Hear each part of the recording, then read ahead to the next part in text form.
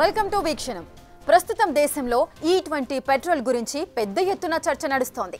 Ethanol కలిపిన petrol తో mileage పడిపోతోందని 2023 కంటే ముందు కొన్న వాహన ఇంజన్లకు డేంజర్ అన్నది హాట్ డిబేట్ గా మారింది. ఒకవైపు E20 పెట్రోల్ పై చర్చ జరుగుతుండగానే డీజిల్లో ఐసోబ్యూటనాల్ కలిపేందుకు రెడీ అన్న సిగ్నల్స్ ను గడ్కరీ ఇవ్వడంతో ఫ్యూయల్ చుట్టూ మైలేజ్ గేమ్ పెరుగుతోంది. ఇంతకీ ఇథనాల్ కలిపిన పెట్రోల్ తో లాభమా నష్టమా?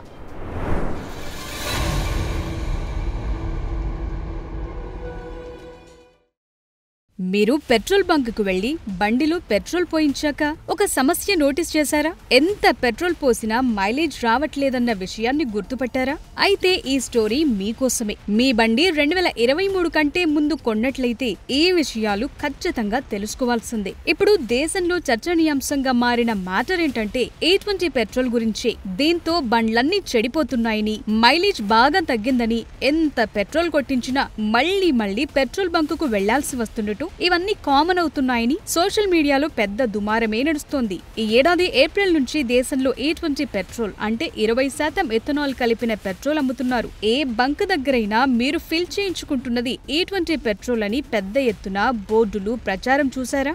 లేదు. జస్ట్ 100-500 ఇచ్చామా, పెట్రోల్ కొట్టించుకున్నామా అన్నదే జనం చూస్తున్నారు. కానీ వెహికల్ డ్యామేజ్ ను ఎవరు పట్టించుకోవాలి, నష్టం ఎవరు ఇవ్వాలన్న విషయం చుట్టూ ఇప్పుడు చర్చ పెరిగింది. మొదటగా E20 పెట్రోల్ తో కలిగే లాభాలేంటో చూద్దాం. వాహన కాలుష్యం తగ్గుతుంది. అంటే కార్బన్ ఎమిషన్స్ 30% వరకు తగ్గుతాయంటున్నారు. ఎథనాల్ బయోబేస్డ్ ఫ్యూయల్ కావటంతో శిలాజ ఇంధనాలు అంటే పెట్రోల్ కంటే గ్రీన్ హౌస్ గ్యాసెస్ తక్కువ రిలీజ్ అవుతాయి. 2014 నుంచి ఎథనాల్ బ్లెండింగ్ పెట్రోల్ తో 763 మెట్రిక్ టన్నుల కార్బన్ డయాక్సైడ్ తగ్గిందంటోంది కేంద్రం. ఇది 30 కోట్ల చెట్లను నాటడానికి సమానమంటున్నారు. 20% ఎథనాల్ బ్లెండింగ్ తో ఈ ఏడాది రైతులకు చెల్లించింది 40,000 కోట్లుంటుందని లెక్కలేశారు. అలాగే 2014-15 నుంచి 2024-25 వరకు గత 11 ఏళ్లలో పెట్రోల్లో ఎథనాల్ కలపటం వల్ల చమురు కంపెనీలకు 1,44,087 కోట్లకు పైగా విదేశీ మారక ద్రవ్యం ఆదా అయిందంటున్నారు. చమురు దిగుమతులపై ఆధారపడటం తగ్గితే భారత్ స్వయం సమృద్ధి వైపు వెడుతుందంటున్నారు. 245 మిలియన్ టన్నుల క్రూడ్ ఆయిల్ దిగుమతి తగ్గించుకున్నామంటున్నారు.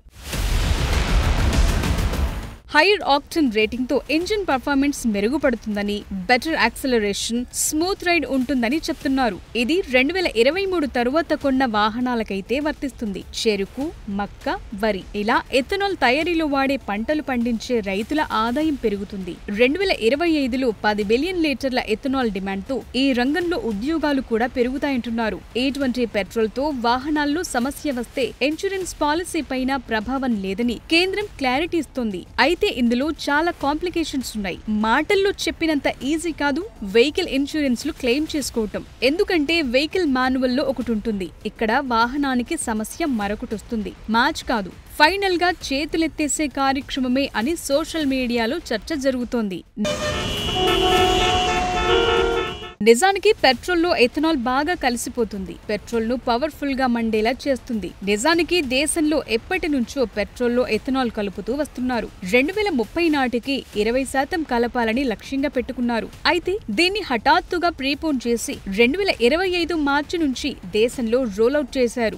జనం నుంచి అభిప్రాయాలు తీసుకోలేదు. ఇక్కడే సమస్య వస్తుంది. ఎందుకంటే 2023 తరువాత తయారైన వాహనాలకి E20 పెట్రోల్ పై సమర్థంగా పనిచేసే వెసులుబాటు ఉంది. అంతకు ముందు వాహనాలకు ఈ కెపాసిటీ లేదు. ఎందుకంటే 20% కలిసిన ఎథనాల్ తో ఇంజిన్ ఫ్యూయల్ సిస్టమ్ లో సమస్యలు వస్తాయి. ఎక్కువ రోజులు వాహనం తీయకపోతే పెట్రోల్ ఎథనాల్ మధ్య కెమికల్ రియాక్షన్స్ జరుగుతాయి. అవి ఫ్యూయల్ పైప్ లైన్ లో పేరుకుపోయి డ్యామేజ్ పెంచుతుంది. ఫ్యూయల్ పార్ట్స్ అన్ని తుప్పుబడతాయి. ఇంధనం సరిగా మండకపోవటం, మైలేజ్ తగ్గటం వంటి సమస్యలకు దారితీస్తుంది.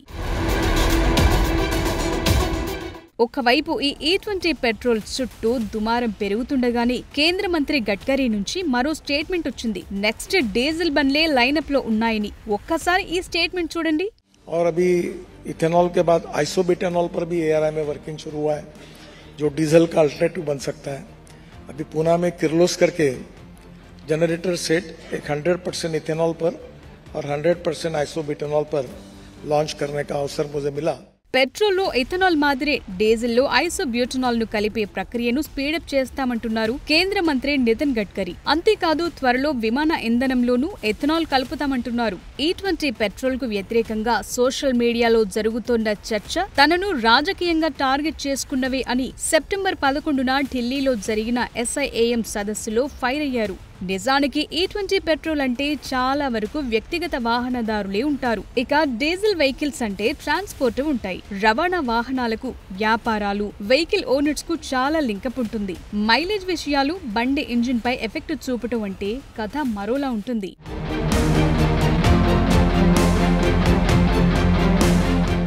సెప్టెంబర్ 14న కేంద్ర రవాణా శాఖ మంత్రి నితిన్ గడ్కరీ మరోసారి సంచలన వ్యాఖ్యలు చేశారు. తనకు నెలకు 200 కోట్ల ఆదాయం వస్తుందని, ఎవరిని మోసం చేసి సంపాదించాల్సిన కర్మ పట్టలేదన్నారు. డబ్బుకు కొదవలేదని, షుగర్ ఫ్యాక్టరీలు, డిస్టిలరీ, పవర్ ప్లాంట్ వ్యాపారాలున్నాయన్నారు. ఇవన్నీ వ్యక్తిగత లాభం కోసం కాకుండా వ్యవసాయాన్ని ప్రోత్సహించేందుకు చేస్తున్నానని చెప్పుకున్నారు. సుప్రీంకోర్టు కూడా E20 పెట్రోల్ పై దాఖలైన పిల్లు తిరస్కరించిందని గుర్తు చేస్తున్నారు. నిజానికి వెహికల్ మైలేజ్ తగ్గటానికి E20 పెట్రోల్ ఒక్కటే కారణం కాదని చాలా కారణాలున్నాయని కేంద్రం నుంచి సమాధానం వచ్చింది. డ్రైవింగ్ హ్యాబిట్స్, పెట్రోల్ మార్పులు, air filter maintenance, tyre pressure, wheel alignment, AC loading ఇవన్నీ ఉంటాయంటోంది కేంద్రం.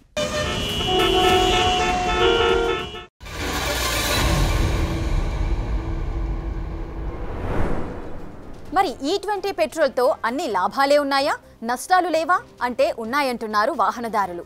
తమకు ఎదురవుతున్న సమస్యలను సోషల్ మీడియాలో పోస్ట్ చేస్తున్నారు.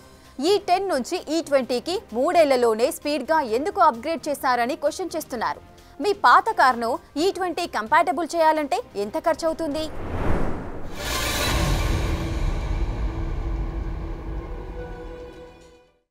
E20 పెట్రోల్తో వాహనాల మైలేజ్ పై కొంతవరకే ఎఫెక్ట్ ఉంటుందని కేంద్రమే అంగీకరించింది. అందరూ అనుకున్నట్లు భారీగా ఉండదంటున్నారు. మైలేజ్ 1 నుంచి 6% తగ్గుతుందని ఆటోమొబైల్ ఎక్స్పర్ట్స్ చెప్తున్నారు. 4 వీలర్స్ లో 1 నుంచి 2%, 2 వీలర్స్ లో 3 నుంచి 6% అంటున్నారు పాత వాహనదారులు. అంటే 2023 కంటే ముందు మోడల్స్ లో ఇంజిన్ డ్యామేజ్, తుప్పు పట్టడం, రబ్బర్ లేదా ప్లాస్టిక్ పార్ట్స్ పాడవటం, ఫ్యూయల్ పైప్ లైన్ లో డ్యామేజెస్ తో పర్ఫార్మెన్సెస్ తగ్గి మెయింటెనెన్స్ కాస్ట్ పెరుగుతుందన్న వాదన పెరుగుతోంది.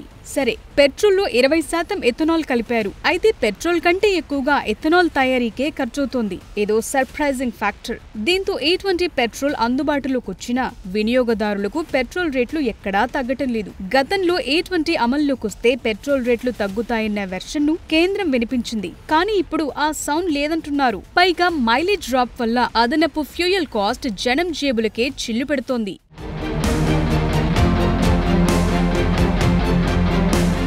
ఎథనాల్ ప్రొడక్షన్ లో 1 లీటర్ ఎథనాల్ కు 2500 నుంచి 2860 లీటర్ల నీళ్లు అవసరమవుతున్నాయి. సాధారణంగా ఎథనాల్ ఫ్యాక్టరీలో నీటి వనరులు ఉన్న చోటే ఏర్పాటవుతున్నాయి. మన దగ్గర చాలా చోట్ల ఈ ఎథనాల్ ఫ్యాక్టరీలతో గొడవలు కూడా జరిగాయి. ముఖ్యంగా నిర్మల్ జిల్లా దిలావర్పూర్ లాంటి చోట సంఘర్షణ తీవ్రంగా జరిగింది. చెరుకు, మొక్కజొన్న, వరి లాంటివి ఎథనాల్ తయారీకి డైవర్ట్ అవ్వటం వల్ల పశువులకు మేత, ఫుడ్ సెక్యూరిటీకి ఎఫెక్ట్ అన్న వాదన కూడా పెరుగుతోంది. నిజానికి 2023 ముందు కొన్న వాహనాలకు బంకుల్లో E10 పెట్రోల్ సెపరేట్ గా ఫిల్లింగ్ పాయింట్లు పెట్టి ఉంటే బాగుండేదన్న సూచనలొస్తున్నాయి. తమ వాహనాల లైఫ్ ను మరిన్ని రోజులు పొడిగించుకునే అవకాశం ఉండేదంటున్నారు. కానీ ఇప్పుడు ఫోర్స్ఫుల్ గా అన్ని వాహనాల్లో దీన్ని ప్రవేశపెట్టడంతో కథ మారుతోందన్న చర్చ సోషల్ మీడియాలో జరుగుతోంది.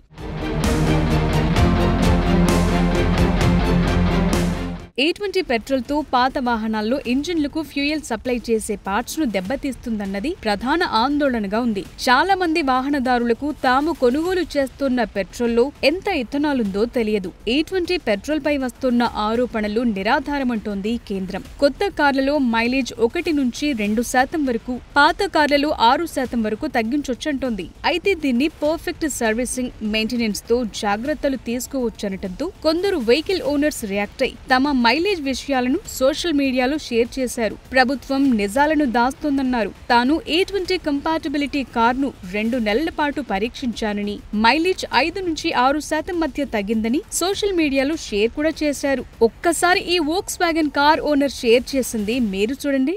మైలేజ్ देखिए 6.3. The reason is E20 petrol. 4 दिन पहले E20 का अंदर पेट्रोल डलवाया था खाली टैंक में, माइलेज ड्रॉप देखो 6.3। मैं आपको पुराने मेरे जो आए ना माइलेजेस उसका भी स्क्रीनशॉट अटैच करता हूँ, एक बार देखिए।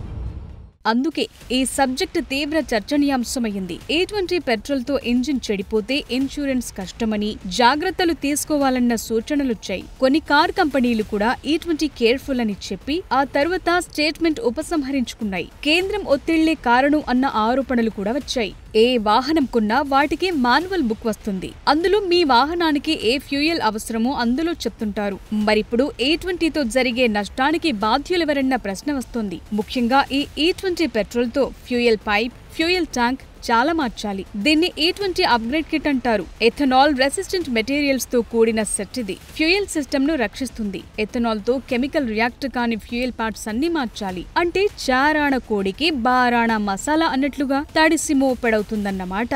కంపోనెంట్స్ కు 6,000 దాకా ఖర్చవుతుందనుకుంటే ఇంకా వేయాల్సినవన్నీ వేసి మెకానిక్ ఛార్జీలన్నీ కలిపితే 4 వీలర్ కు 35,000 రూపాయల దాకా ఖర్చవుతుందన్న అంచనాలైతే ఉన్నాయి. వెహికల్ ను E20కి తగ్గట్లు ఫుల్ కన్వర్ట్ చేయాలంటే ఇంకింత తడిసి మోపెడవుతుంది. బ్రెజిల్ 1970ల నుంచే ఎథనాల్ బ్లెండింగ్ పై వర్కౌట్ చేస్తూ వచ్చింది. ప్రజలకు సమయం ఇచ్చింది. కానీ మన దగ్గర 2014లో 1.5 ఎథనాల్ పెట్రోల్లో మిక్సింగ్ ఉంటే 2022 నాటికి 10% తీసుకొచ్చారు. ఈ 3 ఏళ్లలోనే దాన్ని 20% చేర్చారు. 2030 టార్గెట్ పెట్టుకున్నప్పటికీ 5 ఏళ్ల ముందుగానే కథ మార్చారు. మరిప్పుడు పాత వాహనాల పరిస్థితి ఏంటి? డీజిల్లో ఐసోబ్యూటనాల్ కలిపితే పాత డీజిల్ వాహనాలపై ఎలాంటి ఎఫెక్ట్ పడుతుంది? స్క్రాప్ కు తరలించాల్సిందేనా అన్నది చర్చనీయాంశంగా మారింది.